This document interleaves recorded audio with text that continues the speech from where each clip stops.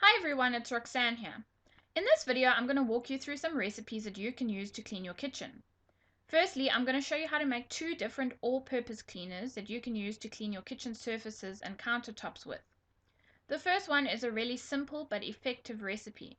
It's actually one of my favorite recipes, and it's even great for cleaning your fridge. It contains vinegar, however, so don't use it on marble, granite, or wood with a varnished finish. To make the vinegar and citrus all-purpose cleaner, you will need 3 or 4 orange peels, with the pith included, and 2 cups of white vinegar. Stuff the orange peels into a glass jar and cover them with the vinegar. Then you will need to let the mixture sit for at least 2 weeks. The longer you let it sit, the better the mixture is. After about 2 weeks, your mixture should look something like this. Take out the orange peels and then mix 1 part of the citrus vinegar mixture to 4 parts of water in a spray bottle. You can also add 3 drops of essential oil if you want, although I usually just use it as is. The next recipe I'm going to give you is a deep cleansing all-purpose cleaner that you can use on just about anything. To make this recipe, you will need 1 teaspoon of borax, half a teaspoon of washing soda, and 1 teaspoon of liquid Castile soap. You can add some essential oils of your choice. I use 4 drops of lemon, 4 drops of lavender, and 10 drops of orange. Mix the borax, washing soda, and soap with the warm water. Distilled is best, but any water that has been boiled will work. Then pour it into your spray bottle. Add your essential oils. Cover the bottle and shake well. Then use it as needed. You can use it to wipe up messes on the floor, clean kitchen surfaces, and you can even clean toys with it. Next up, I have a great recipe for cleaning granite surfaces. To make a DIY granite cleaner, you will need 2 cups of water, a 1/4 cup of rubbing alcohol, and 1 teaspoon of Castile soap. You will also need 5 to 6 drops of essential oil. Lemon is a good one to use. Add everything to a spray bottle and shake well. Spray the DIY granite cleaner directly onto the countertop and then use a microfiber cloth to wipe the countertop off. Next up, I'm going to show you what you can use to make DIY disinfectants. You probably already have them in your home: vinegar, rubbing alcohol, and hydrogen peroxide. They are all pretty effective in killing germs and sanitizing surfaces and toys. The first good one to use is 3% hydrogen peroxide. This common medicine cabinet staple can kill bacteria, mold, mildew, and fungus. It can be used to disinfect all your surfaces in the kitchen, remove stains, and even to clean mirrors and stainless steel.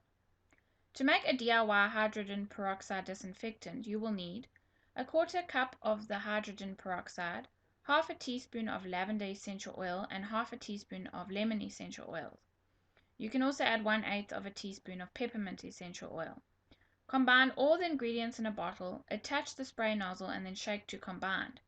For the best disinfecting results, spray onto your surfaces and leave for several minutes before wiping it clean. To make a herbal rubbing alcohol disinfecting spray, pour 30 drops of thyme essential oil or another essential oil of your choice into a spray bottle. Add half a cup of rubbing alcohol and then fill the spray bottle up with water until it reaches the top. Shake to mix the ingredients. Disinfecting is an activity that's generally done after cleaning, and, in my opinion, it needs to be done much less often in the average home. Disinfecting takes care of more than just dirt, grease, or dust. I don't believe disinfecting every surface on a regular basis is an essential in a modern day home, thanks to things like indoor plumbing and healthy hygiene practices. To disinfect your dishcloths, you can mix 3 tablespoons of hydrogen peroxide with 10 drops of lemon essential oil and 1 cup of water. Soak your cloths in this mixture for about half an hour and then wash in the machine as you would usually do. To clean your fridge surfaces, you can use the vinegar and citrus all-purpose cleaner I showed you how to make. To make a fridge odor remover, you'll need 1 cup of bicarbonate of soda and 40 drops of lemon, grapefruit, or sweet orange essential oil. Combine the baking soda and the essential oil into a small tub. Store the container in your fridge. After 1 month, dump the baking soda and create a new deodorizer. Next up, I'm going to show you how to make an oven cleaner. You will need half a cup of liquid Castile soap, 1 cup of baking soda, half a cup of hydrogen peroxide, 2 tablespoons of white vinegar, plus you'll need additional vinegar for the rinse, 10 drops of lemon essential oil, and 10 drops of tea tree oil. To clean the oven, start by removing everything out of the oven, including the racks. Wipe the oven down with some hot soapy water. Then mix all the ingredients to make a paste. Spread the paste all over the inside of the oven except on the heating elements. Then let it sit overnight. The next morning, remove the paste with a rag, brush, or scrubbing sponge. Finally, give it a final rinse with a 1/4 cup of vinegar added to 1 cup of water. Your oven should now be clean and sparkling. To clean your drain, mix half a cup of baking soda with a 1/4 cup of table salt and then pour it down your drain. Follow by pouring 1 cup of heated vinegar down the drain. It will foam and bubble up some. Then let it sit for 15 minutes. After 15 minutes, run hot tap water down the drain for 30 to 60 seconds. Often drains can get clogged up with grease, and the best way to clean them is to pour boiling water from your kettle down the drain, followed up by plenty of soap. I am now going to show you a natural way to clean your cutting boards. You will need vinegar, hydrogen peroxide, lemon, and baking soda. The vinegar will disinfect, the hydrogen peroxide will kill the bacteria, the lemons will remove odor, and the baking soda will deep clean. Start by pouring peroxide over the entire surface. Allow the peroxide to sit on the cutting board and bubble for a few minutes. Then wipe the peroxide off with a clean sponge. Next, sprinkle bicarb all over the board. Cut a lemon in half and use each piece to work the bicarb around the board. Be sure to juice the lemon as you are scrubbing. Let the lemon juice and bicarb mixture sit on your board for 5 to 10 minutes before wiping it away with a damp cloth. Lastly, use a damp cloth or paper towel to wipe the board with a small amount of vinegar and water to disinfect the board. To degrease your pots and pans, pour a small layer of equal parts of water and white vinegar on the bottom of your pot or pan. Then heat the diluted vinegar on the stovetop and allow it to come to a boil. After it boils for a minute, remove it from the heat and drain the vinegar down the sink. Add a tablespoon of baking soda to the empty pan and use a scouring sponge to scrub the baking soda to combat any remaining burn marks on the bottom of the pan. Finally, rinse it clean. Now for your homemade dishwashing soap recipe.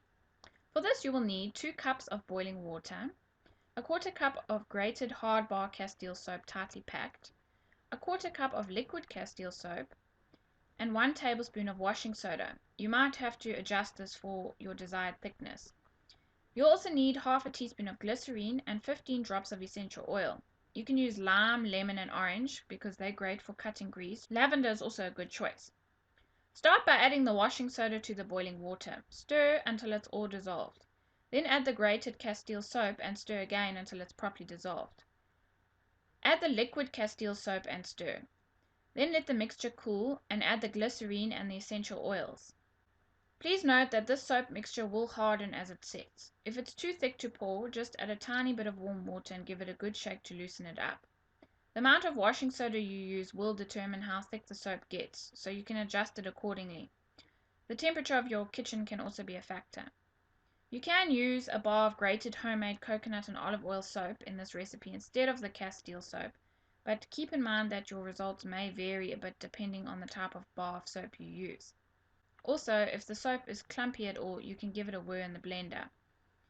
I'm also going to show you how to make a homemade dishwasher powder if you are one of those people that use a dishwasher. For this you will need half a cup of borax, half a cup of washing soda, a 1/4 of a cup of citric acid, and a 1/4 of a cup of salt. You can also add a few drops of essential oils for scent, but this is completely optional. Combine all the ingredients and store it in an airtight container. Use 1 tablespoon per load as needed. For an extra boost, you can add a few drops of our homemade dishwashing liquid to the powder before closing the soap container in the dishwasher. You can also add white vinegar as the rinse agent if you like. Please note that the homemade dishwasher powder can be tricky depending on how hard or soft your water is and the temperature you wash your dishes at. So you may or may not find that this recipe works for you. Try it out though and let us know in the community what you think. I hope this video has been helpful. In the next video we're going to tackle your laundry.